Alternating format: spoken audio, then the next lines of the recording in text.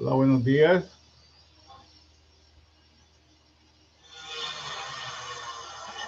Buenos días, doctor. Hola, ¿qué tal? ¿Cómo están? Buenos días, doctor. Buenos días. ¿Qué tal? ¿Cómo amanecen? Muy bien. ¿Y Qué bueno. usted? Bien, también. Buenos días, doctor. Buenos días, Samuel. ¿Todo bien a ustedes? ¿Qué tal de estudio libre?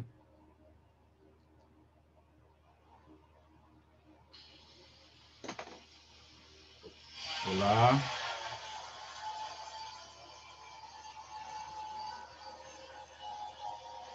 Hola, hola, hola. Muy bien, también repasamos bastante las estructuras, doctor. Qué bueno, qué bueno. ¿Ya están listos, pues? Sí. Ojalá. Yo quiero buenas notas el lunes. ¿Cuántos grupos van a hacer? Dos tandas, ¿dónde?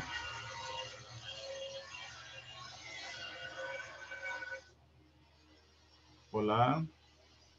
Sí, somos dos. Sí, dos desde Basic Cruz. Son dos tandas. Van a pasar tres grupos. ¿Cuántos integrantes tiene un grupo? Nosotros somos solo 7, porque un compañero se retiró de la De la carrera. facultad. Sí, entonces ya él no formaría parte del equipo. ¿Y son cuántos, dices? 7. Somos 7. Ah, ya. O sea que bien son como unos, ¿qué? Híjole. ¿Y cuántos grupos son? No, yo creo que ella no entendió. Es de grupos así de ir a la práctica, cada grupo tiene como 16 integrantes. 16, ya, ajá. O sea que bien van a pasar cerca de 50 el día lunes. Ajá. O sea que sí va a ser buen centón.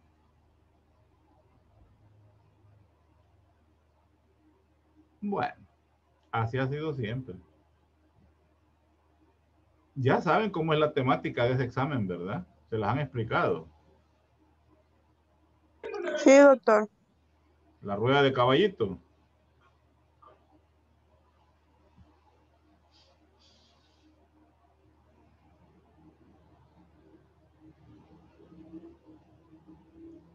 Bueno, ¿quiénes son los representantes de los grupos de hoy? Cavidades corporales y ¿qué es el otro? Pelvis, pelvimetría. ¿Quiénes son los representantes de hoy? Yo soy de pelvis, doctor. De pelvis, Andrea y Grimaldi es de. Tuvo intestinal. Ustedes empiezan ahorita, pues. Sí. Pues el micrófono es de ustedes, chicas.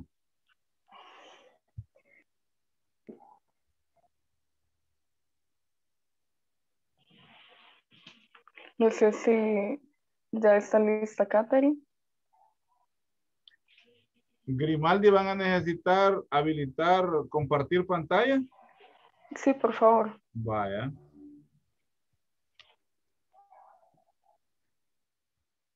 Y los del grupo activen sus cámaras, por favor.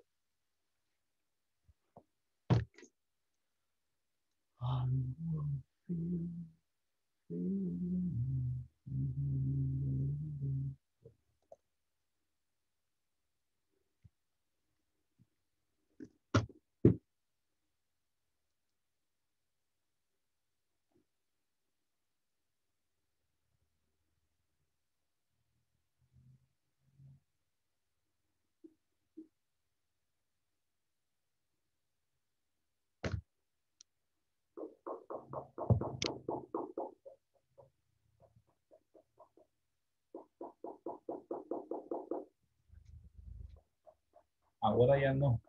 Hoy no, hoy. Vaya, vaya, vaya.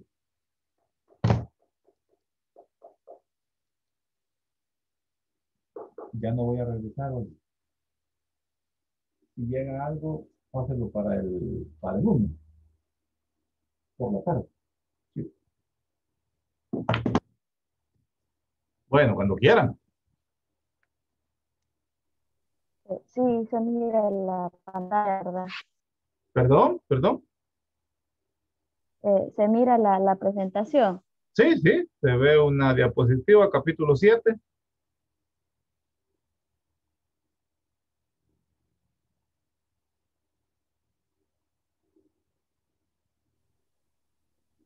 Sí, permítanme que... Sí, no hay problema.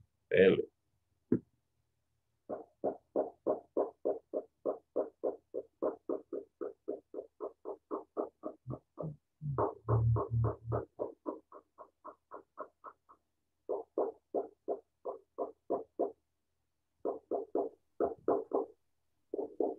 Muy bien, creo que ya. Y la cámara sí se mira, es que estoy desde mi teléfono y no sé si se mira. Sí se mira mi...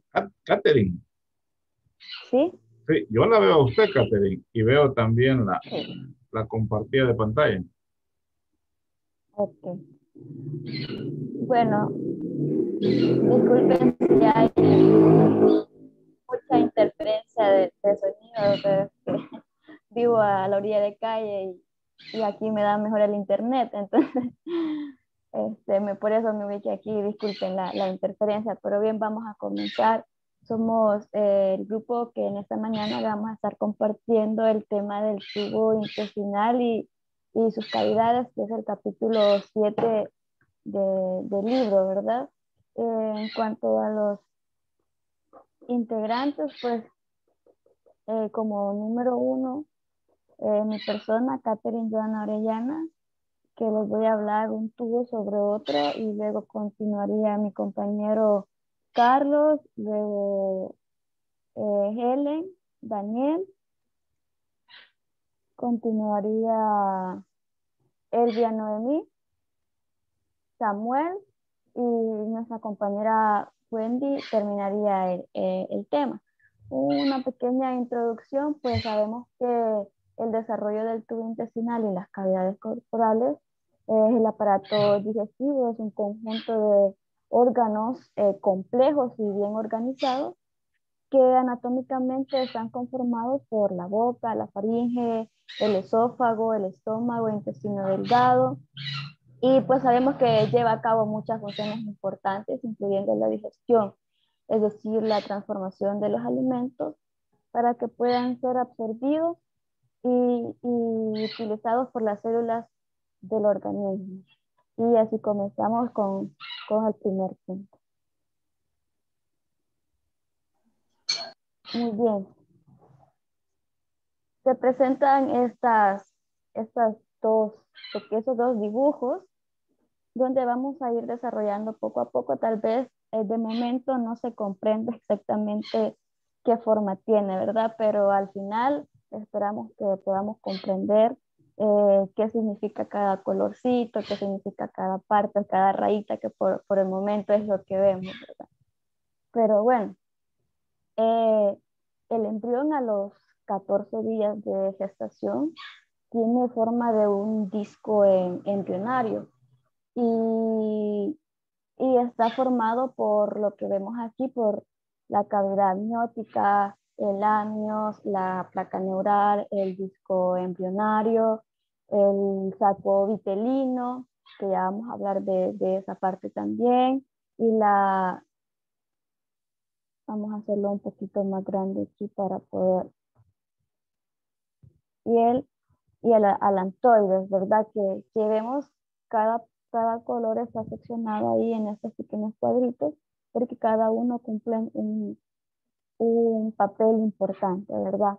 Como consecuencia del plegamiento cefalocaudal y lateral, una porción del saco vitelino, como vemos en el dibujito, en la parte amarilla, se incorpora para formar el intestino primitivo, que es el que vemos en esta otra parte, donde dice intestino primitivo. Si se fijan, hay un pequeño círculo blanquito en esta parte de aquí de en medio, que es ahí donde se va a ir formando el intestino primitivo. Y se miran, como su mismo nombre lo dice, en esta parte se llama saco vitelino porque forma como un saquito. Y esto, si se fijan, va a ir subiendo a esta parte de aquí arriba y ahí se va a ir formando el intestino primitivo, ¿verdad? Entonces, que este intestino primitivo es un tubo ciego. ¿A qué se refiere cuando dice que es un tubo ciego? Que es un tubo sin que los extremos estén perforados, es un tubo cerrado. Entonces, a eso se refiere cuando menciona que es un tubo ciego. Y este está dividido en 4 partes que vamos a ver a continuación.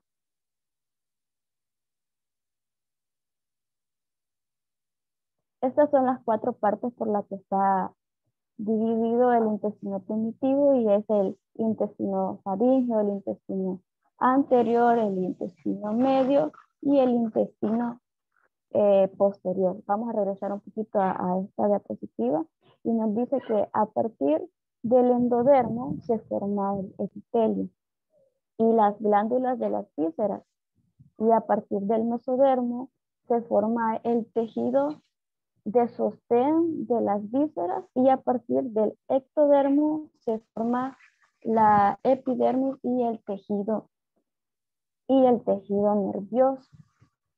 Entonces, muy bien, ya teniendo claro un poco esas pequeñas partes que no debemos olvidar, porque a medida vaya avanzando en mi persona y mis compañeros más adelante, es bastante importante que tengamos presente estas partes, ¿verdad?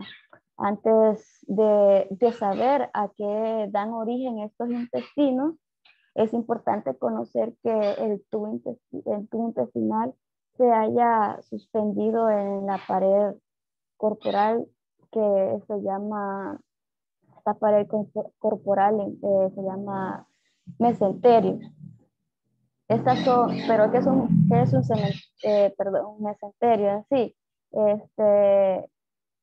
Estas son 2 capas, son unas capas dobles de peritoneo que envuelven a un órgano. Imaginémonos un órgano y pues está envuelto. Más adelante creo que hay una imagen para que lo entendamos mejor, pero el mesenterio son capas dobles de peritoneo que envuelven a un órgano. Esta palabra también es muy importante. Si lo conectan con la pared del cuerpo, entonces se dice que estos órganos son intraperitoneales, mientras que si estos descansan, por decirlo así, en la pared corporal posterior y están cubiertos por el peritoneo en una, por decirlo así, en una superficie, estos son considerados como retroperitoneales. Entonces es importante también esa parte. Ahora, enfocándonos en esta imagen de aquí, donde están seccionados cada parte, y voy a acercarlos un poquito más para que se vea, porque quiero que se vean los colores de estas partes de aquí. No sé si se ve un poquito más cerca.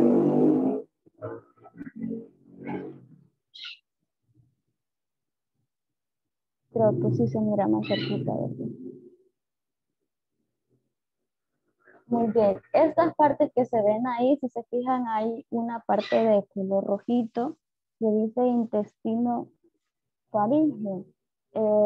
Los derivados de este tubo digestivo o intestino primitivo, como lo vemos en la imagen, en esa parte rojita que les acabo de mencionar, que es lo que va a formar la parte del intestino anterior. Vemos que se extiende desde la membrana, no sé si se fijan, de donde inicia la parte rojita, que esa se llama membrana bucofaringea, hasta la yema respiratoria, que eso ya lo va a mencionar más adelante una compañera, si no me equivoco. Entonces, inicia desde ahí y termina en la yema respiratoria, y entonces va a formar lo que es la faringe. Entonces, y se denomina así también, intestino faríngeo, como lo vemos en esa parte rojita, ¿verdad? Luego sigue esa parte de color verde, que es el intestino anterior. No sé si pueden apreciar ahí un poquito el color verde de la cavidad ahí. Este caudal va desde la yema respiratoria, de donde termina el intestino faríngeo, hasta la yema hepática. Esta va a formar el esófago, porque cada parte que vamos a ver ahí va a formar cierto órgano, ¿verdad? Entonces, en esta parte, en este caudal que vemos de color verde, en esta sección, va a formar más adelante el esófago. Va desde hasta la yema hepática. Luego vemos la sección de color amarillo, que algo característico de este intestino medio, que vemos que en la parte amarilla se llama intestino medio. Algo característico de este es que va a estar en comunicación con el saco vitelino, que es el que ya vimos, que la parte amarillita, ¿verdad? Que les decía yo que tenía forma de saquito y pues así va su nombre. Está en comunicación con este mediante el conducto vitelino, que el conducto vitelino es la parte más angosta que podemos observar por esta parte de aquí, que aquí tiene el nombre, es esta parte más angosta. Ese es el conducto vitelino y por ese medio va a estar en comunicación con este. Entonces, esta es una parte característica del intestino medio. Y se extiende desde la yema hepática hasta la porción caudal. Me notifica que tengo mala conexión, así que si me desconecto de algo es porque tengo mala conexión. Bueno, entonces se conecta se extiende desde la yema hepática y esta porción de caudal va hasta la unión de los tercios del derecho y el tercio izquierdo del colon transverso. Entonces, como vemos ahí en esa parte del intestino medio, van a estar el colon transverso.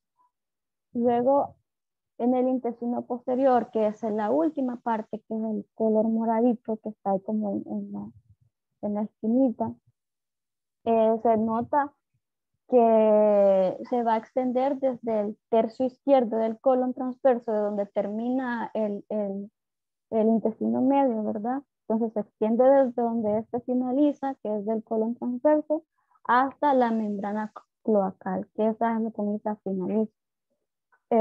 Entonces, aclarando que estos son cómo se divide el tubo intestinal, ¿verdad? Entonces, en esta parte, en este pequeño esquema, voy a alejar un poquito. En este pequeño esquema que nos dice intestino primitivo, lo que acabo de explicar, aquí nos muestra mejor qué parte, ya conocimos las secciones, ¿verdad? Ya conocimos estas secciones, entonces en cada una de estos caudales se van a ir formando estos órganos, por ejemplo, el esófago, la tráquea, las yemas pulmonares, el estómago, parte del duodeno proximal, que más adelante lo va a explicar una compañera, el hígado, el páncreas, las vías biliares. Esto con relación al intestino anterior, ¿verdad? En cuanto al intestino medio, podemos observar que forma la intestinal primaria, origina parte del distal del duodeno, el yeyuno, parte del león ciego, el apéndice, el colon ascendente y 2/3 proximales del colon transverso. Esto en cuanto al intestino medio. Ahora, el intestino posterior vemos que origina 1/3 distal del colon transverso, el colon descendente, el colon sigmoide, el recto, la parte superior del conducto anal y su parte distal la origina del ectodermo. Luego continúa mi compañero Antonio con la segunda parte.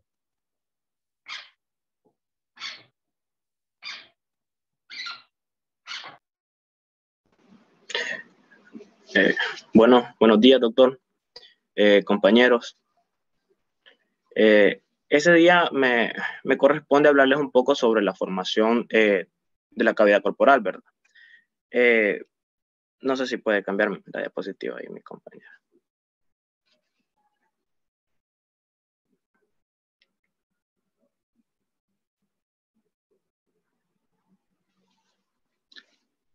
Bueno, como podemos ver ahí, tenemos de que al final de la tercera semana, el mesodermo intraembrionario se diferencia en tres, o podemos decir se divide, ¿verdad? ¿Qué tenemos qué? Al mesodermo intermedio, mesodermo paraxial y mesodermo de la placa lateral, ¿verdad? Cada uno de estos mesodermos tiene su derivado y su formación. Por ejemplo, acá, no sé si pueden observar, tenemos acá al mesodermo intermedio, tiene como formación el sistema urogenital, que serían los riñones y las gónadas, que son ya parte del sistema reproductor, ¿verdad? Y tenemos al mesodermo paraxial, que está acá, no sé si se puede observar. Al mesodermo paraxial, el mesodermo paraxial tiene un papel importante en la formación de la cabeza, del cráneo, craneal, y pues las somitas que vamos a tener también cartílago, músculo y la dermis, ¿verdad? En el mesodermo paraxial, como podemos ver acá. Este es el mesodermo paraxial.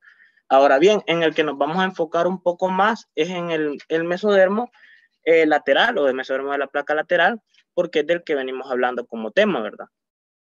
Que es este de acá, obviamente el de los lados, ¿verdad? Entonces, como este se va a derivar, pero eso se lo voy a explicar un poco más adelante. Ahora bien, ya teniendo en cuenta eso, podemos ver de que poco tiempo después de constituirse esta capa mesodérmica sólida, empiezan como a aparecer unas hendiduras o fisuras, se puede decir, y podemos preguntarnos por qué, ¿verdad? Y estas hendiduras empiezan a aparecer en los lados laterales y empiezan a coalescerse.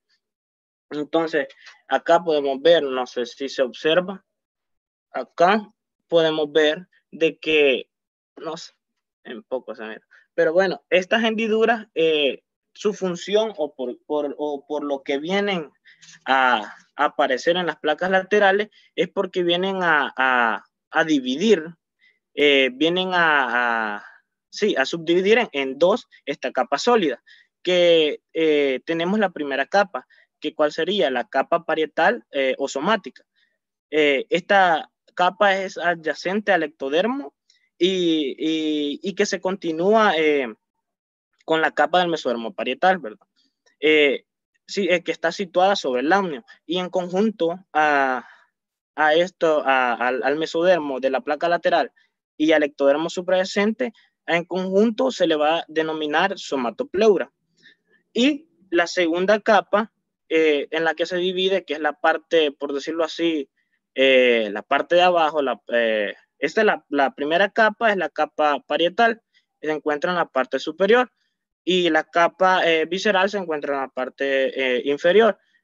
Ahora bien, esta está adyacente al endodermo, y la cual va a tener la formación del tubo intestinal. Y que en continuidad a la capa visceral del mesodermo extraembrionario va a revestir al saco vitelino, como podemos ver acá. Como les decía, en la parte superior se encuentra la capa del mesodermo parietal, que es acá. No sé si se logra ver. La parte de arriba, esta es la capa del mesodermo parietal. Ahora bien, la capa del mesodermo visceral, como ya lo decía, que reviste la pared del saco vitelino, se encuentra en la parte inferior, que es acá. Ahora bien,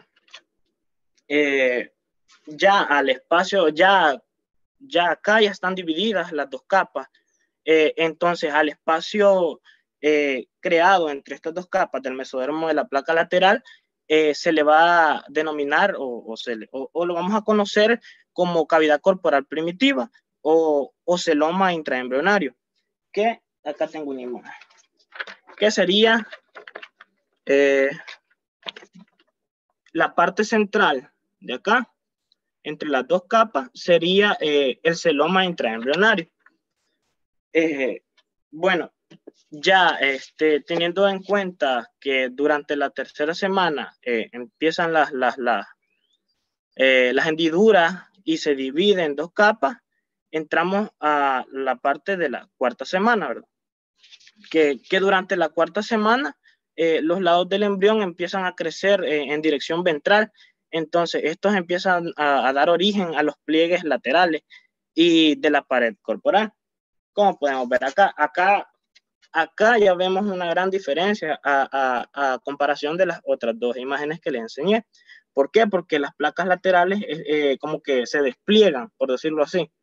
Entonces, acá ya van como que buscando otra forma. Entonces, acá podemos decir que no se entiende esta imagen porque parece un hongo, pero no, realmente es un corte transversal. Entonces, acá, aquí ya van como decayendo, ¿verdad?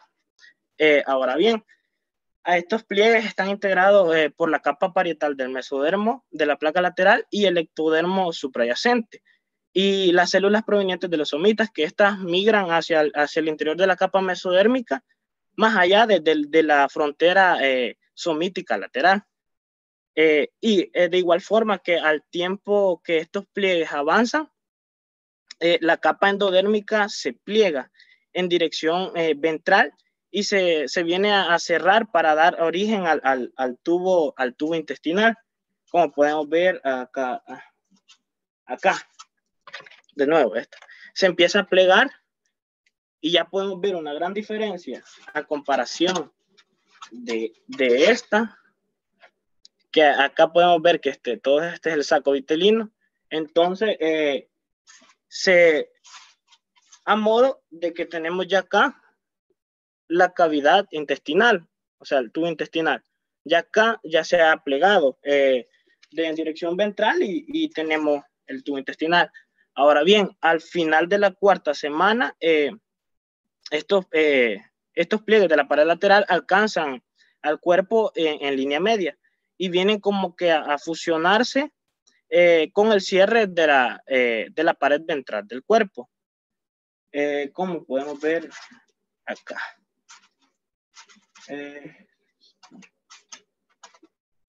Como podemos ver acá, como les enseñaba. Entonces, estos pliegues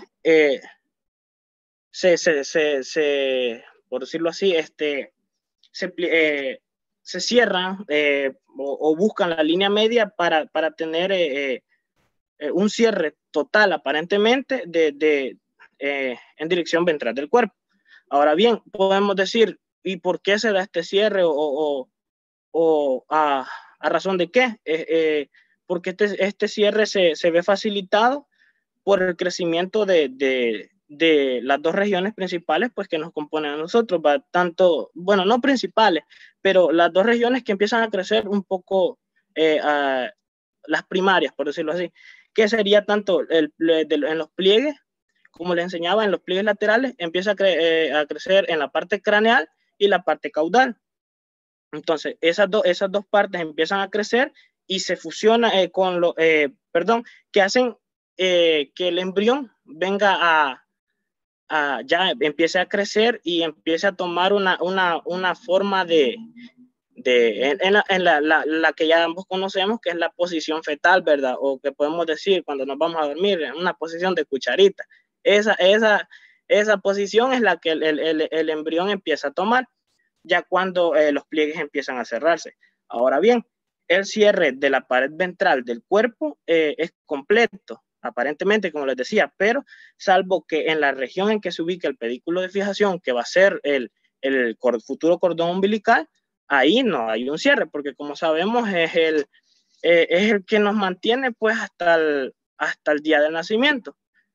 Ahora bien, el tubo intestinal, de igual forma, el cierre del tubo intestinal es completo, excepto por una conexión existente entre la región del intestino medio y el saco vitelino, que a esta se le denomina conducto del saco vitelino.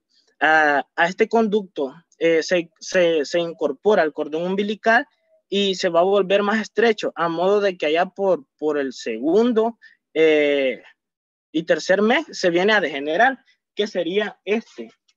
Como podemos ver acá, la conexión es acá, es la conexión entre el intestino y el saco vitelino, que es esta parte que se mira más estrecha acá, la parte medial. Entonces, esta parte ahí por segundo y tercer mes se viene a degenerar. Pero, ¿qué pasa? En muchas ocasiones podemos preguntarnos qué pasa si, digamos, los pliegues laterales no se cierran de una manera correcta. Pues vamos a tener como producto o resultado una malformación o un crecimiento de la manera no adecuada, porque van a crecer fuera de la cavidad, ¿verdad? Algo que como por ejemplo vamos a tener una gastroquisis y que el recién nacido va a tener sus órganos de afuera, ¿verdad?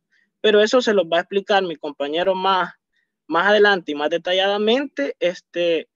Y pues como punto tenemos que habernos fijado que durante el proceso de todo este desarrollo, de que vemos que el embrión adapta una forma diferente, de modo que está de modo horizontal y pues ya después llega a una posición cefalocaudal y podemos ver que no sufre ninguna descontinuidad. Estas capas no sufren ninguna descontinuidad, a pesar de todo ese movimiento que agarra esa forma, siempre se mantiene.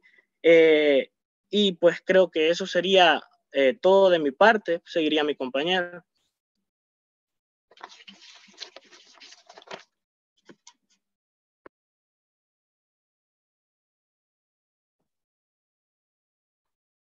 Tengan muy buenos días. ¿Me escuchan? ¿Se escucha bien? Ok. El día de ahora me toca hablar sobre las membranas serosas. Pero para que entendamos la formación de las membranas serosas, tenemos que recordar lo que han venido hablando nuestros compañeros, que el mesodermo lateral se va a dividir en dos capas, que es capa parietal o somática y capa visceral esplánica. Estas dos membranas se van a derivar de la capa parietal del mesodermo lateral. La capa parietal o somática va a dar origen a la capa parietal de las membranas peritoneal, pleura y pericárdica. Y la capa visceral va a dar origen a la capa de las membranas que recubren el corazón, los pulmones y los órganos abdominales.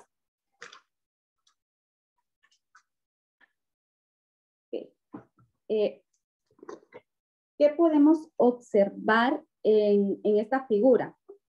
Observamos que los pliegues pleuropericárdicos se van a expandir para formar la futura cavidad torácica. Y posteriormente, si vemos este espacio acá, en esta figura se va a ir cerrando. Si vemos la figura A, ya está un poco más cerrado. Y si vemos en la figura C, está completamente cerrado.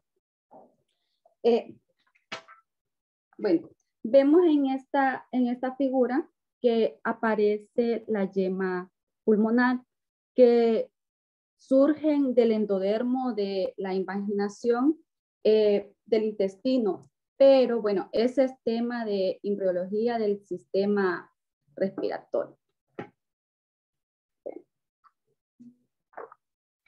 Vemos acá en la figura A que aparece ya el pulmón, aunque completamente no está totalmente desarrollado aún.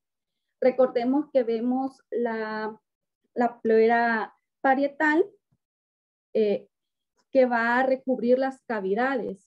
Vemos aquí cómo cubre la cavidad pleural y, por ejemplo, en esta otra imagen ya está cubierta por total.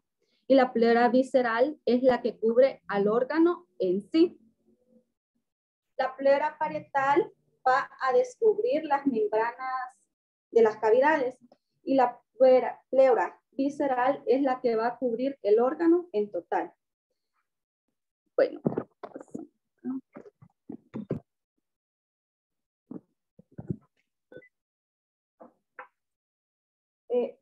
Las yemas pulmonares se expanden. ¿Por qué las yemas pulmonares se van a expandir? Se van a ir como ensanchando en sentido lateral. Se forma la cavidad pericárdica y las dos cavidades pleurales. Aquí repito, ya quedan definidas las cavidades pleurales y las cavidades pericárdicas. Ya quedan definidas. Tanto las dos cavidades pleurales para los pulmones, tanto la cavidad pericárdica. Y estas dos se continúan, las capas parietales y viscerales se continúan como mesenterio dorsal. Como podemos observar acá, estas dos se continúan. Si vemos acá, nunca van a perder el seguimiento entre ambas, nunca van a perder la unión. Se van a ir continuando una con la otra como mesenterio dorsal. ¿Por qué como mesenterio dorsal? Porque a partir del mesenterio ventral va a surgir otra estructura que se le llama diafragma, que eso lo explicarán mis compañeros más adelante. Pero bueno, ya que vimos la formación de las membranas serosas, ¿qué es en sí la membrana serosa?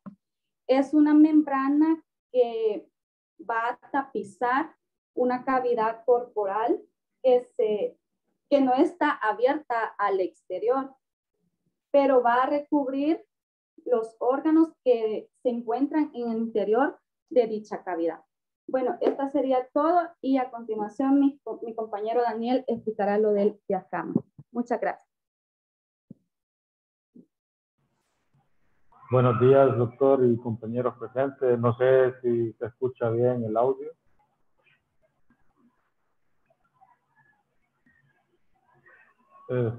Bueno. Bien. Ok, muchas gracias. Les hablaré sobre el diafragma y la cavidad torácica. Para resumir un poco este subtema, les empezaré a resumir un poco sobre lo que es el tabique transverso. Se dice que el tabique transverso es una placa gruesa de tejido mesodérmico que ocupa el espacio situado entre la cavidad torácica y el pedúnculo del saco vitelino. Aquí les tengo una imagen donde se puede observar lo que es el tabique transverso, lo cual sería esto de aquí.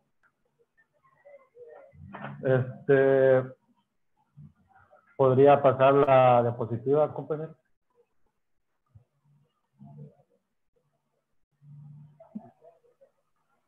Sí, es que se me ha trabado la computadora, pero ahorita se la pongo, compañero.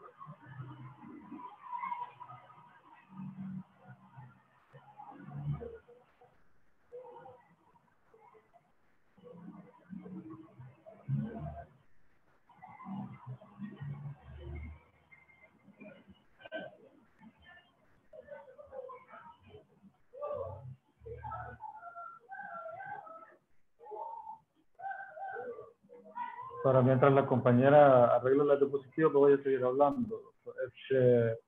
Entonces, se dice que este tabique deriva del mesodermo visceral esplácnico, que rodea el corazón, que podríamos ver en esta imagen, que este vendría siendo el corazón y aquí se puede observar cuando lo rodea, ¿verdad? Y dice que como lo rodea y se adapta a su posición entre las cavidades torácicas y abdominales primitivas. Para continuar, se dice también que el extremo craneal del embrión crece y se flexiona para adoptar la posición fetal, lo que estaba hablando nuestro compañero Carlos.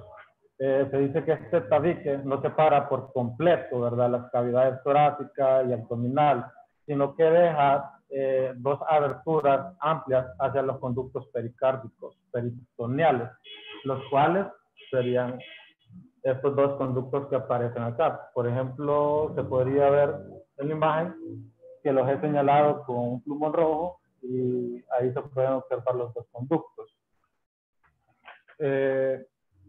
Luego, hablaré un poco sobre lo que son las yemas pulmonares. Se dice que cuando las yemas pulmonares comienzan a crecer, se expanden, como lo estaba explicando nuestra compañera, ¿verdad? Se expanden en sentido caudolateral por los conductos pericárdicos. Se me olvida el nombre de eso, perdón. Entonces, serían los que le mostré anteriormente, ¿verdad? Pero se dice que como consecuencia del crecimiento rápido de los pulmones, el diámetro de dichos conductos se vuelve insuficiente y los pulmones comienzan a expandirse hacia el mesenquima, parece que se pronuncia, de la pared corporal.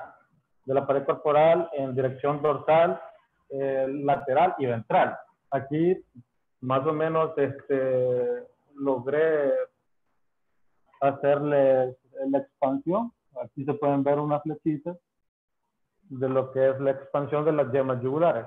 La yema yugular sería esta. Aquí está señalada con el plumón rojo. Y luego de eso se dice que la expansión central y lateral ocurre por detrás de pliegues pleuropericárdicos al inicio, y estos pliegues se aprecian como pequeñas crestas que se proyectan hacia el interior de una cavidad torácica primitiva. Sin divisiones, ¿verdad? Estos vendrían siendo lo que son los pliegues pleuropericárdicos. Aquí también los he señalado. Aquí se pueden observar, no sé si se observan bien. Y luego de esto se dice que también la pared definitiva del tórax y las membranas pleuropericárdicas, que son extensiones de los pliegues pleuropericárdicos que albergan en las venas cervicales. Tengo esta imagen donde se pueden observar lo que son la membrana pleuropericárdica. Más o menos creo que se logra ver. Y también donde es lo que es la vena cava superior. Luego de eso va el nervio frénico, que ya les hablaré un poquito sobre ello. Como les digo, la pared definitiva del tórax y las membranas pleuropericárdicas, que son extensiones de los pliegues pleuropericárdicos, que albergan a las venas cardinales comunes y a los medios frénicos de manera subsecuente, el descenso del corazón y los cambios de posición del seno venoso desplazan a las venas cardinales comunes hacia la línea media, ¿verdad? Y las membranas pleuropericárdicas son arrastradas de un modo que recuerda a lo que ocurre en el mesenterio. Por último, se dice que estas también se fusionan con otra y con la raíz de los pulmones, con lo que la cavidad torácica queda dividida en cavidad, sean divididas, ¿verdad?, en cavidad pericárdica definitiva y las dos cavidades pleurales. Como último dato, se dice que la membrana pleuropericárdica dan origen al pericardio fibroso del adulto. Tenía otras imágenes en las diapositivas que que no sé si la compañera logró arreglar el problema.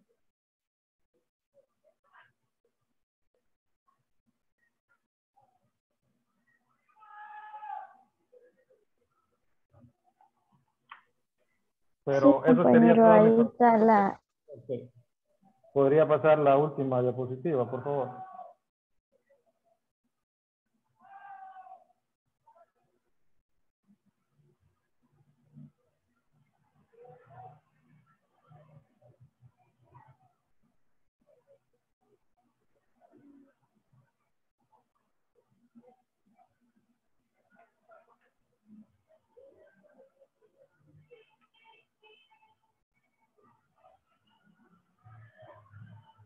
La última, compañera, por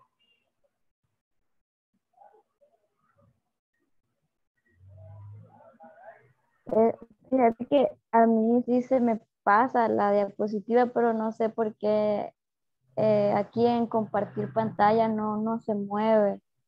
Creo que es porque me está fallando el internet, pero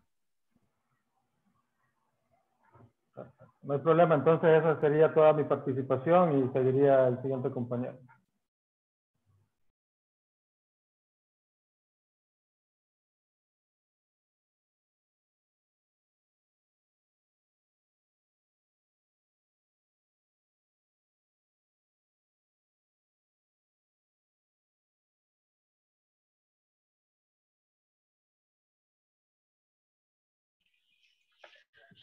Hola, buenos días. A mí me toca el tema sobre el diafragma, la formación.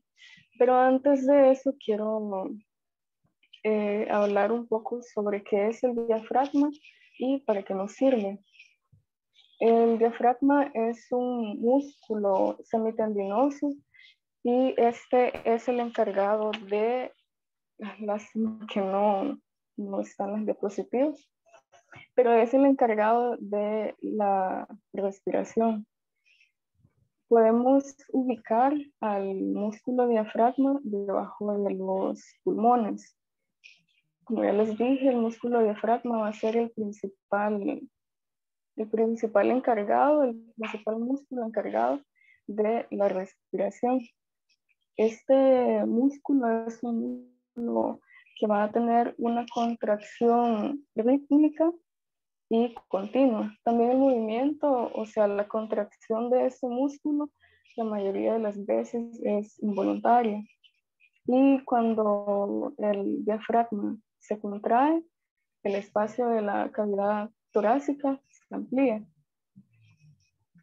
No puedo ver las diapositivas, no sé si ya se arreglaron.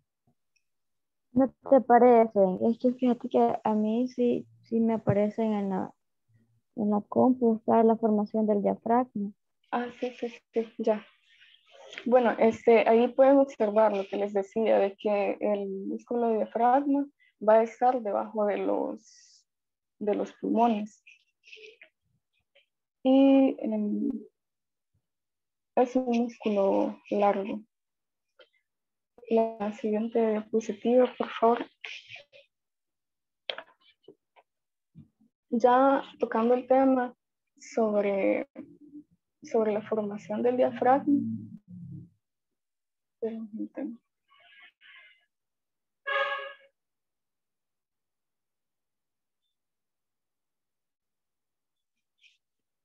Bueno, cuando hablamos de la formación del músculo diafragma, vamos a encontrar de que las cavidades pleurales, que son estas, la cavidad pleural y la cavidad pericárdica, que es esta, pueden notar que están separadas. Esto es un ejemplo en un adulto, pero también se da en el proceso embrionario, que la cavidad pleural con la cavidad pericárdica están separadas, pero mantienen una comunicación con la cavidad peritoneal o abdominal, que sería esta, y van a estar comunicadas por medio de los conductos pericardio-peritoneales. Bueno, En la diapositiva, como podemos observar, los pliegues pleuroperitoneales van a ser estos. Vamos a encontrar que las aberturas de las futuras cavidades pleurales y peritoneales van a estar cubiertas de estos pliegues. Estos pliegues tienen como una forma de media luna, se lo puede decir, y van a estar cubriendo a lo que son el conducto pericardo peritoneal, que sería esta. En la diapositiva pueden ver con más detalle la imagen. Esos serían los pliegues, como pueden observar, están cubriendo al conducto pericardio peritoneal. Y bueno, las aberturas van a estar cerradas parcialmente por estos pliegues. Ya estos los vamos a encontrar ubicados en el interior del extremo caudal de los canales, de los conductos pericardio-peritoneales. Luego vamos a encontrar de que los pliegues se van a dirigir hacia la parte central. Y eso sería en la séptima semana.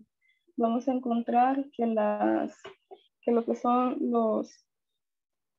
los pliegues pleuroperitoneales se van a funcionar junto con el mesenterio esofágico. Y luego vamos a encontrar que en la parte aquí van a estar fusionándose con el mesenterio esofágico.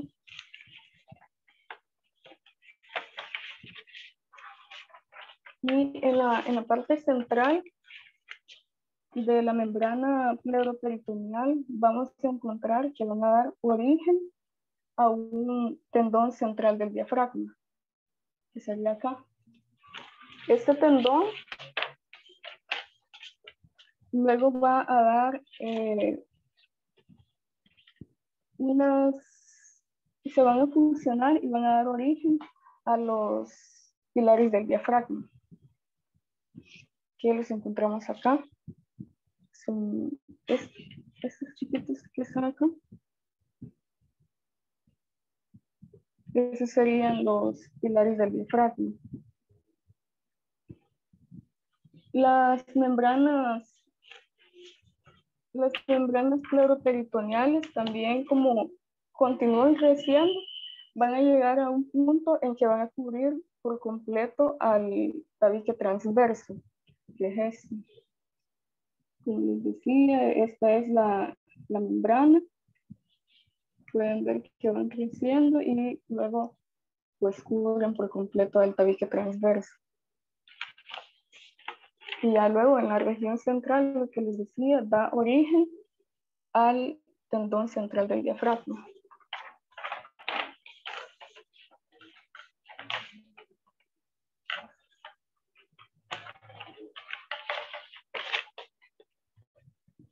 Las membranas pleuroperitoneales, que son estas, continúan creciendo. Como ya les decía, aquí podemos verlo mejor, que en su región central van a dar el origen al tendón central del diafragma.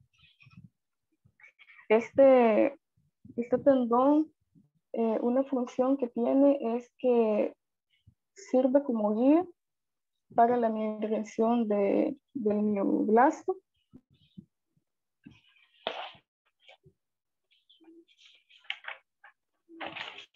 Y aquí lo vamos a encontrar otra vez ya fusionado.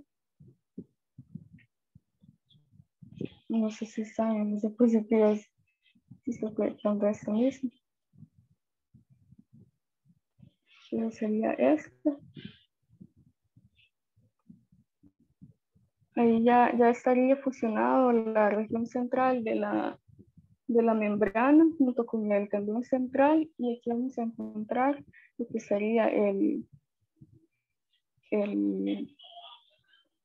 tendón central del diafragma. Estas células, cuando se originan de los segmentos cervicales del 3 al 5, y luego van a generar la musculatura del diafragma.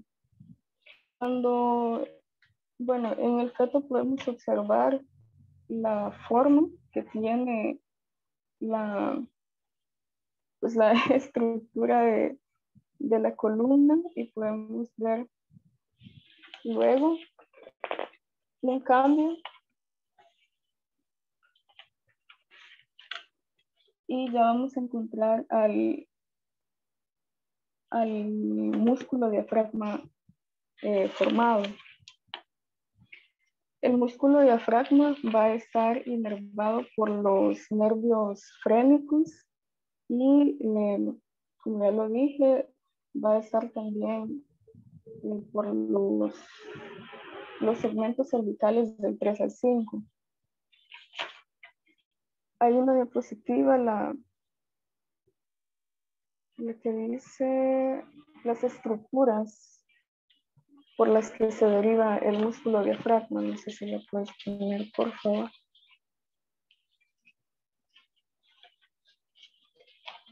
Ahí encontramos en que el músculo diafragma está derivado de 3 estructuras, que son las membranas pleuroperitoneales, que ya se les había mostrado anteriormente.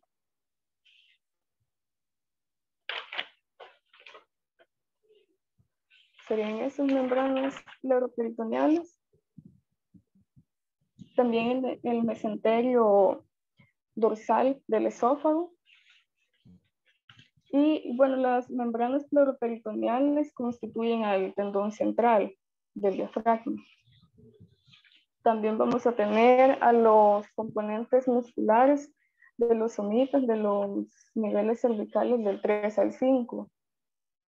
Y el mesenterio del esófago, que en el mesenterio del esófago es en donde se desarrollan los pilares del diafragma.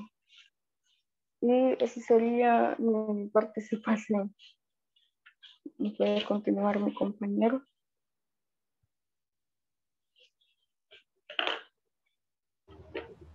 Buenos días, doctor. Buenos Mire, días. buenos días, compañeros. También fíjese que estaba viendo que no hace mucho intenté encender la cámara y no sé si solo en mi pantalla, pero se ve como chele, no sé, como blanco, ¿verdad? Así te ves, pero vos dale, no hay problema. Sí, entonces estaba viendo eso y no sabía si había problema. Pero bueno, entonces voy a comenzar yo mi exposición y yo les voy a hablar un poco de las anomalías de la pared ventral. Bueno, recordemos también que estas anomalías se dan en la región del tórax, en la región del abdomen y en la región de la pelvis. Y esta pared se termina de cerrar, así como dijeron nuestros compañeros, al final de la 4ª semana. Bien, ahora estas anomalías que se dan por esta malformación puede ser que afecten a diferentes órganos, como puede ser una ectopía cardíaca, que es cuando el corazón queda fuera de su cavidad corporal, o por decir, queda fuera de su cavidad corporal, no está en el lugar en donde se forma normalmente, o cuando afecta a las vísceras abdominales, que podría ser una gastroquisis, que es cuando el intestino, igualmente que el corazón, está fuera de su cavidad corporal. Entonces, o también afectando a los órganos urogenitales, que podría ser una extrofia cloacal o una extrofia vesical, que este es cuando la vejiga y el ano quedan expuestos.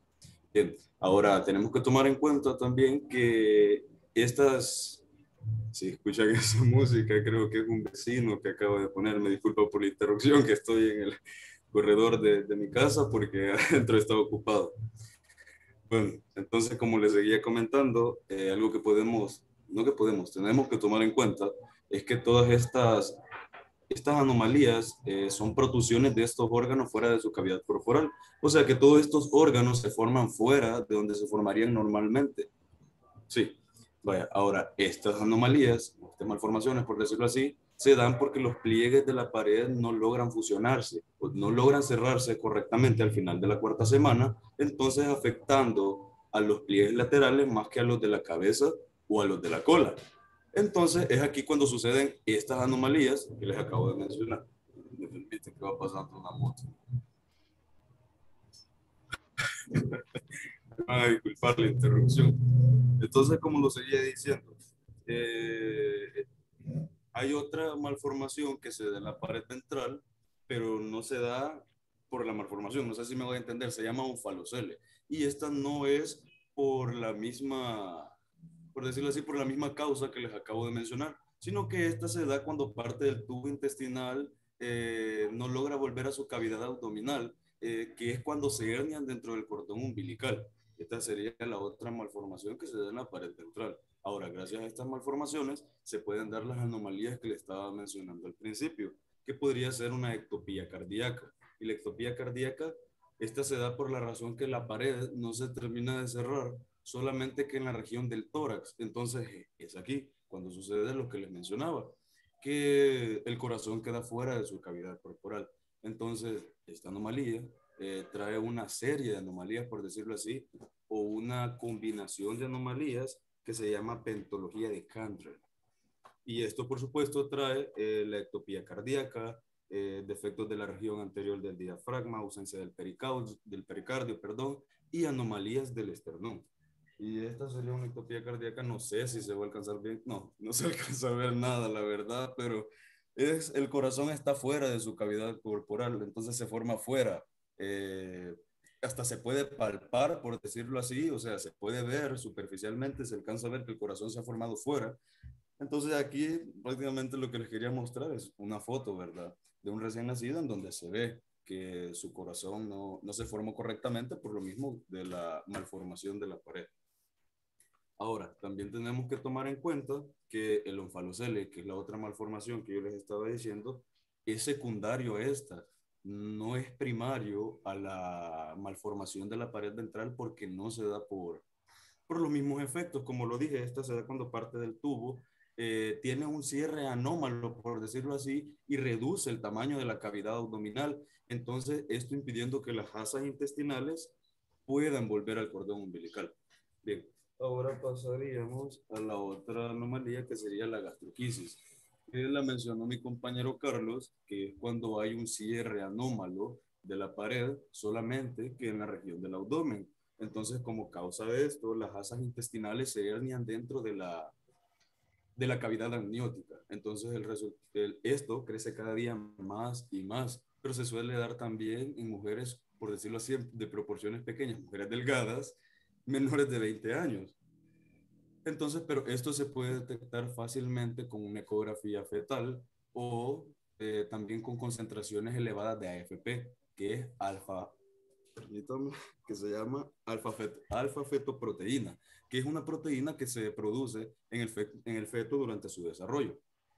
Pero también tenemos que tomar en cuenta que estas anomalías no están relacionadas con anomalías cromosómicas, pero sí en el 15% de los casos se pueden dar otros defectos, que podría ser cuando las asas intestinales quedan expuestas al líquido amniótico. Entonces estas pueden ser dañadas porque esto produce como un efecto corrosivo y puede ser muy peligroso para el riego sanguíneo.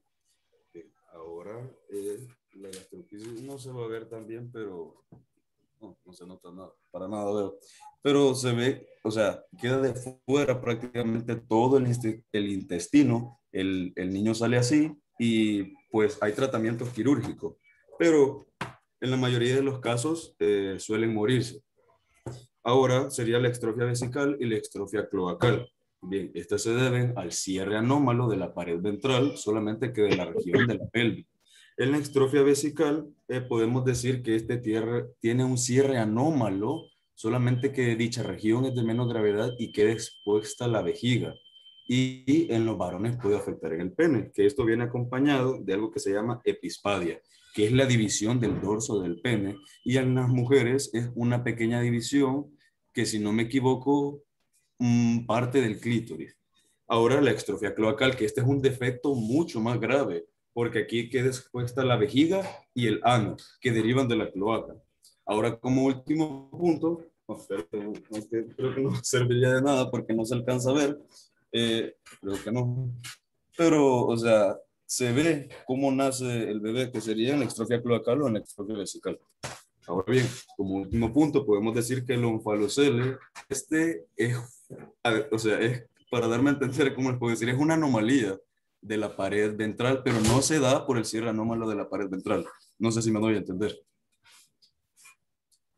Entonces, por lo mismo que yo les decía, que esto se origina cuando parte del tubo intestinal, que normalmente se hernia dentro del cordón umbilical, entre la 6ª y la 10ª semana, no logran volver a la cavidad abdominal. Ahora bien, pero como a diferencia, perdón, de la gastroquisis, esta queda cubierta por una capa epitelial de ganglios, pero también como en la gastroquisis, aquí también se pueden encontrar niveles elevados de los que le mencioné, que se llama, permítame, alfa-fetoproteína, que como lo dije, es una proteína que se produce en el desarrollo del feto. Y esta sería toda mi exposición. Espero que me hayan entendido y que todo haya estado bastante claro, y seguiría mi compañera Wendy. Gracias por su atención prestada. Muy bien, Samuel, gracias. Muy bien. Buenos días, Buenos doctor días. y compañeros. No sé si me escuchan bien. Sí, Wendy, se escucha bien. Que sí.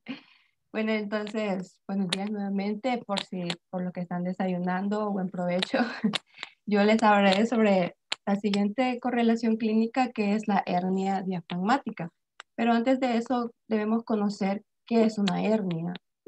Pues es como un saco formado por el revestimiento de la cavidad abdominal, o sea, es decir, en el peritoneo. Entonces, una hernia aparece, se podría decir, cuando hay como una debilidad o un agujero en el peritoneo. Está apagando moto. Bueno, como una debilidad o un agujero. Mi compañero Samuel, vimos que él estaba hablando externamente, anomalías externamente, pero la mía es interna.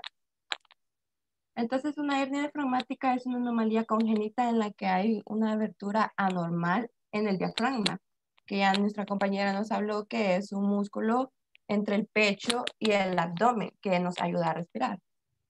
En la imagen de la diapositiva lo que podemos observar es cómo el intestino y el estómago se encuentran dentro de la cavidad torácica. Y entonces vamos a conocer su clasificación, tratamiento, diagnóstico y por qué es que se produce esta anomalía. Ahora en la epidemiología tengo acá una tabla, no sé si se lograron ver bien. En la epidemiología tiene una incidencia de 2.000 niños que nacen, solamente uno puede obtener esta anomalía. Es más frecuente en las mujeres. El de mayor frecuencia es el de Bogdalek, que es en el posterolateral, pero de eso les hablaré un poquito más adelante, que ahí se encuentra en la imagen. Es del 80 al 90% en el lado izquierdo, es bilateral y produce una mortalidad del 75%. También va a haber una agenesia completa del diafragma. ¿Qué quiere decir esto? Que, digamos, en el proceso embrionario, si el diafragma no se ha desarrollado al 100%, se pueden como ver unas partes medio abiertas o medio cerradas. Entonces, todo esto lo que va a venir es por un patrón hereditario autonómico recesivo. También se van a presentar como el principal la trisomía 21, 13 y 18, el síndrome de Field, Bach, DeLay, Pallister-Killian, que se encuentra en el cromosoma 12, y el de Turner, que es en el cromosoma X. Bueno, ya hablando de su etiología, acá se puede formar de forma congénita y traumática. Para que podamos entender, podría poner la siguiente diapositiva, por favor, compañero.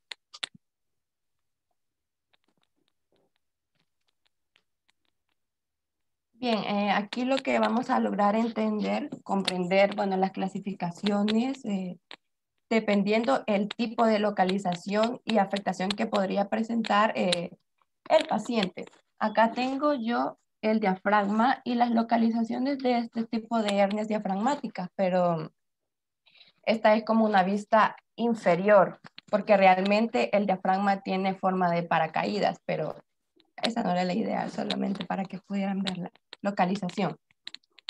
Entonces, en el desarrollo del diafragma, como en la vista embriológica, digamos, su clasificación se diferencia donde se encuentra el mal desarrollo, por ejemplo, la abertura. Se podría como mencionar abertura, agujero o sí, abertura o agujero, pero tampoco la voy a mencionar como hoyo, ¿verdad? Porque eso ya es otra cosa. Y les hablaré del hiato esofágico, que es el que se encuentra acá. Sería entre el esófago desde la cavidad torácica hacia el diafragma, que es el que está acá.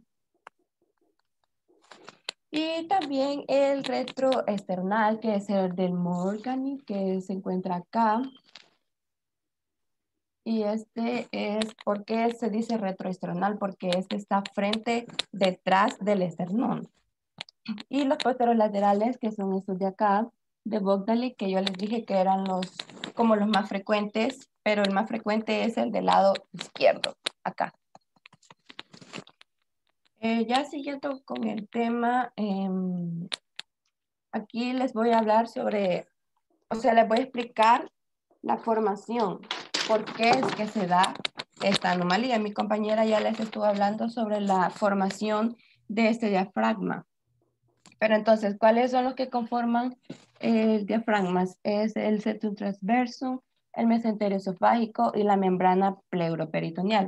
Entonces, ¿qué pasa aquí? Digamos, cuando el diafragma se está formando en el canal pericardio-peritoneal, que es este de acá, podemos observar, va a pasar lo que es la aorta, el esófago y la vena cava inferior, que es esta de acá, para que quede así, de esta manera. Y digamos, si estos canales pericardio-peritoneal no se alcanzan como a cerrar completamente, porque mis compañeras dijeron que se cerraba, sí, pero si este no se cierra completamente, como que el pliegue peritoneal no alcanza a rellenar esa parte, entonces ahí es donde se producen esta debilidad, el agujero. Tendría que quedar así, pero si no, se forma un agujero. Ya hablando en específico de la hernia de Bogdale, que les dije que era la más frecuente y es más importante también, pero debemos de estar como preparados para enfrentarla. Y el defecto de este es lo que puede ser muy variable desde un agujero pequeño hasta una agenesia completa, que quiere decir total. Y literalmente es como una puerta abierta para todos los órganos que atraviesan esta zona, porque fíjense acá, los órganos comprimen o oprimen el pulmón. Y entonces en este lado es donde realmente tendría que ser pequeño, pero en realidad no, por la anomalía que se presentó. Entonces, como les dije que oprimen al pulmón. Acá está esto. Y lo que se va a producir es una disminución de la masa pulmonar, disminución de los bronquiolos y alveolos. Digamos, esto es como una insuficiencia respiratoria. Engrosamiento de los alveolos pulmonares. También disminución del FX, aumento del glucógeno en alveolos. Entonces, todo esto lo que va a suceder es como una limitación del intercambio de gases. Y también vemos acá una hipoplasia. Porque este lado del pulmón como que no se desarrolló al 100%. Y acá sí se pudo desarrollar. Porque es la de Bogdale, porque fue en el lado izquierdo. Y digamos que cuando un pulmón se encuentra hipoplástico es porque puede perder o se pierde un 40% del peso normal. La siguiente que sería el agujero de Morgani. Este es el retroesternal, que este está acá y es este de acá. Y hay un defecto en el diafragma anteromedial y ese es de menos frecuencia en el lado derecho, más o menos un 90%. Perdón. Y puede ser bilateral. Se localiza más en la porción external, como ya les había mencionado. Y también es importante porque, digamos, en el hígado casi nunca sobrepasa el tórax. Entonces, cuando una hernia que se da, y es la de Bogdaleg también, que puede ser en el lado izquierdo. Entonces, ahora hablando de la hernia del hiato, podemos ver que es una anomalía en la unión gastroesofágica.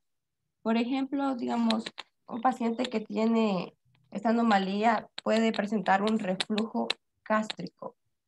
Este es importante, aunque o sea, no es frecuente, pero ahí es cuando no le toma mucha importancia, pero igual es importante porque, como les dije, puede presentar un reflujo gástrico y lo que puede tener es como dañar el epitelio del esófago porque este no está preparado para recibir las grandes cantidades de ácidos clorhídricos porque no tiene una placa protectora como el estómago. Entonces, lo que pasa en los pacientes pueden desarrollar una enfermedad del esófago de Barrett. Ya hablando de las manifestaciones clínicas, está acá, de la hernia diafragmática, hablando de las tempranas, se caracterizan porque presentan un periodo de 48 horas. Tienen un mal pronóstico, se podría decir, porque pueden presentar eso, digamos, después de las 48 horas, los doctores lo llaman el periodo de luna de miel. Pero ¿por qué es que lo llaman así? Por ejemplo, el niño se puede encontrar bien, pero en realidad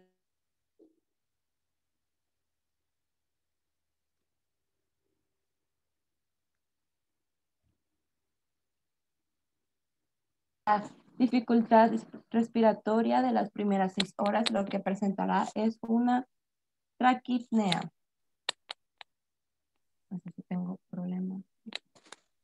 Hay una traquipnea, que este es como una frecuencia, como un aumento de frecuencia respiratoria. También resortidos, que esto es como una respiración ruidosa. También uso de músculos accesorios para respirar. Yo leí que los músculos que ocupaban era el esternocleidomastoideo y también el serrato. También presentarán también cianosis y disnea. Y acá podemos observar el abdomen escafoide, se encuentra acá. Y la cianosis, que es esta de acá, que es una coloración azul en la piel. Y la disnea, que es la falta de respiración. Ahora, en el diagnóstico, se puede realizar una ecografía prenatal. Algo que es importante es que el diafragma, como se forma entre la 7ª y la 8ª semana, entonces nos ayuda a saber el diagnóstico, porque en la ecografía prenatal vamos a poder como detectar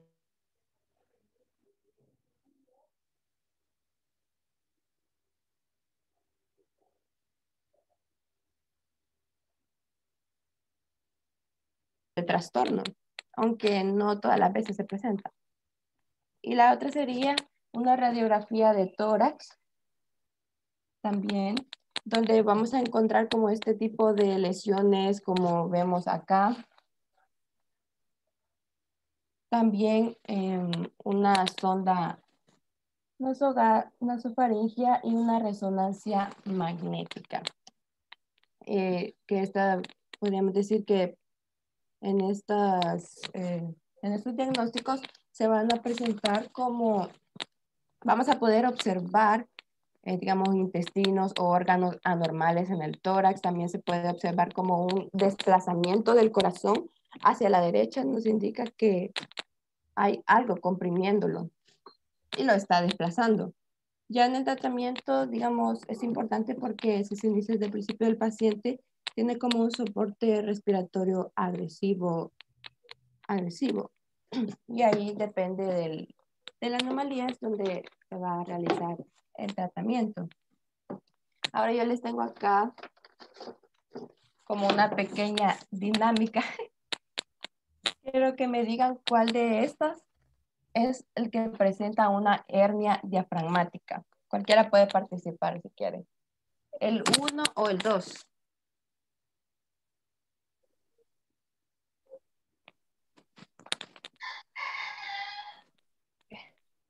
Pueden observar bien. ¿El 2? ¿Alguien más? Después les voy a dar la respuesta. Ok. El 2, el 2. El 2, sí. Ah, pues sí, sí me entendieron. Entonces es el 2.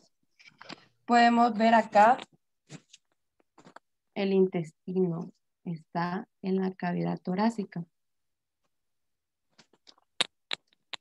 Y bueno, entonces en conclusión, para poder prevenir este tipo de anomalías antes del embarazo, es recomendable llevar como una dieta balanceada y acudir a un nutricionista porque, por ejemplo, el exceso de la vitamina A puede llevar a debilitar el músculo.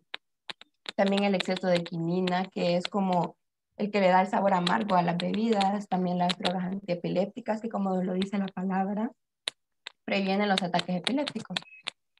También el exceso de talidomina, que es un sedante o un calmante para las embarazadas. También hijos de madres diabéticas. Entonces es por ello la importancia de llevar control durante y después del embarazo. Y nunca hay que automedicarse. Esta ha sido nuestra participación. Espero que les haya gustado, que nos hayan comprendido. Muchas gracias. Muy bien. Muy bien. Una pregunta. ¿Qué literatura utilizaron para su exposición? ¿Usaron la misma todos o usaron diferentes? El libro de Lachman, doctor. ¿El libro de Lachman usaste tú? Sí. Todos. Yo también usé ese mismo, Casi doctor. todos. Casi todos. Sí, yo creo que fue poca la información que los compañeros tomaron de otro lado, pero la mayoría de información la compartimos en el grupo, era del libro de Lachman. Ya. Es que me pareció raro no subdividirlo como bueno, Lachman tiene una forma de subdividir el desarrollo del intestino. Por eso es que me pareció extraño. Creí que lo habían tomado de otra literatura. Vamos a ver. Y entonces, para recapitular, ¿cómo se forma? ¿Cuál es el origen común, pues, de las cavidades? Cavidad pleural, cavidad cardiogénica, intestinal. ¿Cuál es el origen común de todo esto? ¿De dónde proviene? ¿Cómo se llama la cavidad original?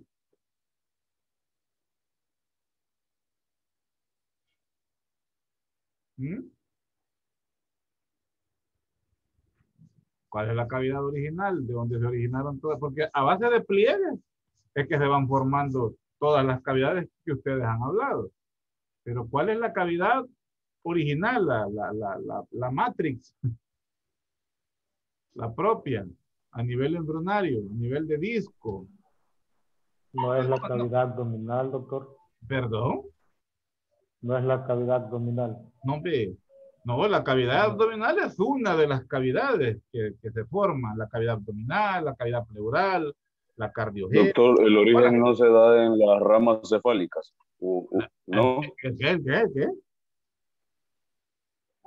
Olvídelo, doctor, disculpe. En las ramas cefálicas le había dicho yo. No, pero ramas, ¿y eso? Desde allí. ¿Cuáles ramas de qué? No, yo me equivoqué entonces, disculpe. No. ¿Cómo se llama la primera cavidad? De donde se origina todo. Ahí tuvieron, o sea, desde ahí comenzaron a hablar. ¿Cómo se llama? Es la primitiva. Sí, pero ¿cuál es el nombre? ¿Cuál es el nombre de la primera cavidad? ¿Cómo se llama? De ahí comienza a plegarse y comienza a irse cerrando y se van formando todos los tubos. Y lo que era anterior luego se vuelve posterior. Inicialmente. ¿El mesodermo lateral? Sí, el mesodermo, pero la cavidad propia, ¿cómo se llama la cavidad? No es la cavidad torácica. No, hombre, viejo. No, ¿cómo se llama? A nivel del... La cavidad amniótica. La cavidad amniótica tiene que ver con algo intraembrionario, si estamos hablando del embrión. La cavidad amniótica es externa al embrión. ¿Cómo se llama? La cavidad original del embrión. Ya tenemos el disco trilaminar formado. Ya tenemos mesodermo, endodermo y ectodermo. Ya tenemos mesodermo paraxial, ya tenemos mesodermo extraembrionario y todo eso comienza a plegarse y forma una cavidad primitiva, una cavidad original. ¿Cómo se llama esa cavidad? Celoma intraembrionario. El celoma intraembrionario. Esa es la cavidad original, el celoma intraembrionario. Desde ahí se desarrollan todas las demás cavidades a base de pliegues, como ustedes lo han descrito. Muy bien, Carlos. ¿Sí, verdad? Carlos Antonio.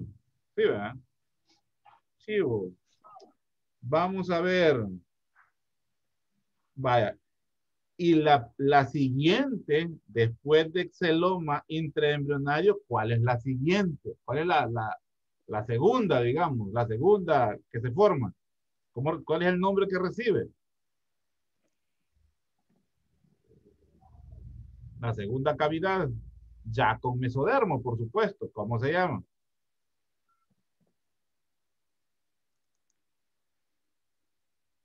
Hola.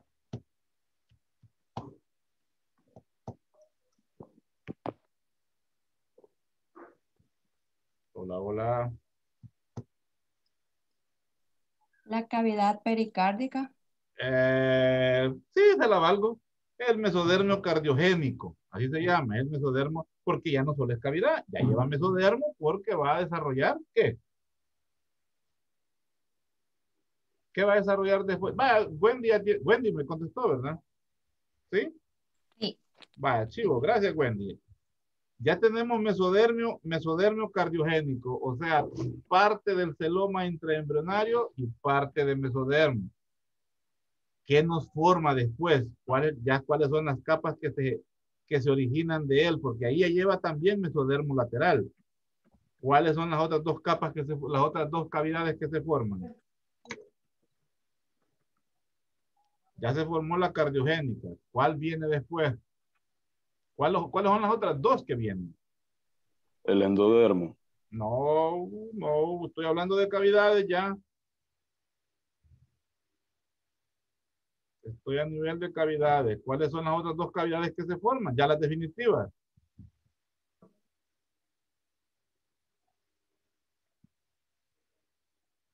Hey, chicos, si ustedes son los que me han desarrollado el tema, ¿no? Ya me afligieron. La cavidad pleural. La cavidad pleural. Y la otra, Helen, porque tiene medio punto. La cavidad pleural primitiva. Pleural no le ponga primitiva. Y la cavidad pericárdica. La pericárdica no, ya está antes. Ya está la pericárdica o la cardiogénica. La cavidad pleural. ¿Y cuál es la otra? ¿Cuál es la otra cavidad que nos falta? ¿Cuántas cavidades tiene el cuerpo humano? La abdominal. La amniótica. No, van para atrás. Ya se desarrolló casi el feto y van para atrás otra vez, no, hombre. Ajá, Helen. Pleural, ¿y cuál es la otra, Helen? Ay, doctor. Ay, doctor. Ajá, pleural, cavidad pleural y la cavidad. Que no es la somatopleura o somática. No, espérate, viejo, vas para atrás otra vez, no, hombre. Vas para atrás. Amniótica. No. Es que me están adivinando. Y así no es el chiste, ¿ves? Según yo, ustedes saben el tema. La cavidad pleural y la cavidad peritoneal, jóvenes. Pues, vaya. Helen, ¿verdad? Sí, doctor. Pero eso no es la misma abdominal. No.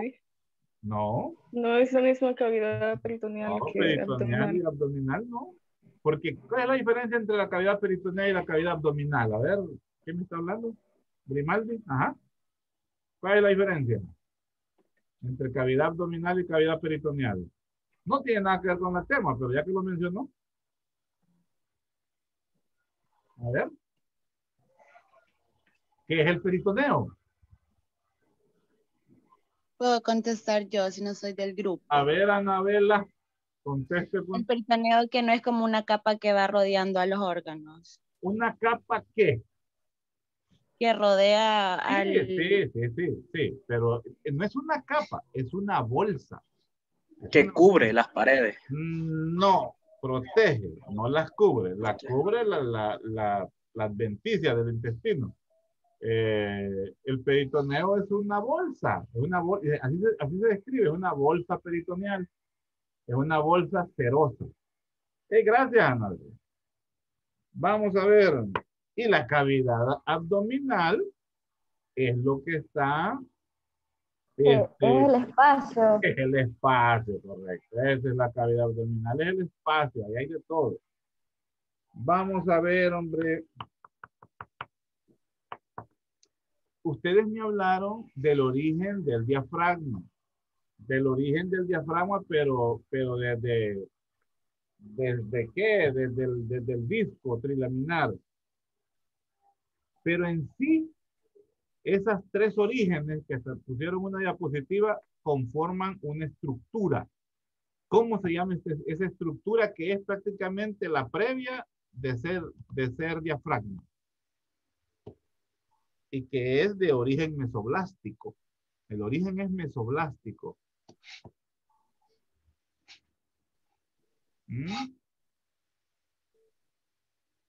¿Cómo se llama la estructura previa a ser diafragma? Porque me lo mencionaron como los orígenes, o sea, de todos los despliegues, de todos los, perdón, las células de donde se origina. Pero hay una estructura que se desarrolla y esa es la previa, que desde ahí se pueden dar daños en el cierre y por ende lo que ustedes ya empezaron a describir como de las hernias, que les felicito. Les felicito la investigación de las hernias y todo eso. Está muy buena, muy buena. Es un tema de cirugía, ese que acaban de echarse con las hernias. Así es que, ¿cómo se llama? Pues? La estructura previa del diafragma.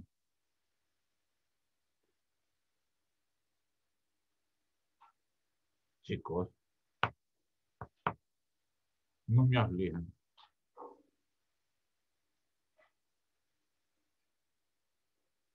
No. Es el septum transverso. Vamos a ver. ¿Y cuáles son los puntos? Hablando del sistema digestivo, ¿cuáles son los puntos de origen y de finalización del sistema digestivo?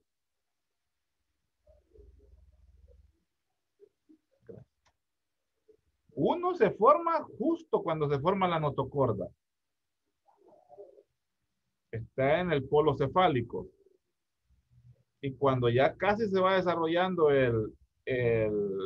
la conexión umbilical, no se llama conexión umbilical, la conexión central, se desarrolla el segundo en el polo cefálico, en el polo caudal. ¿Cómo se llaman esas? Casi les doy el nombre, esas membranas. Y esas indican el origen y la finalización del intestino. Ya más no les puedo decir.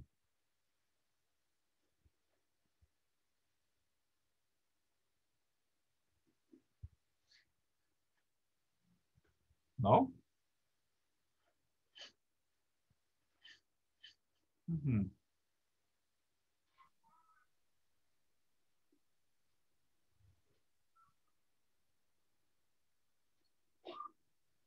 Nadie. La membrana orofaringea y la membrana cloacal. Bueno, quedémonos aquí entonces. ¿Quién es representante del siguiente grupo? Yo, doctor. ¿Hola? Yo. ¿Quién es yo? Ah, Andrea. Andrea. Espérenme, no había visto un mensaje que me puso aquí.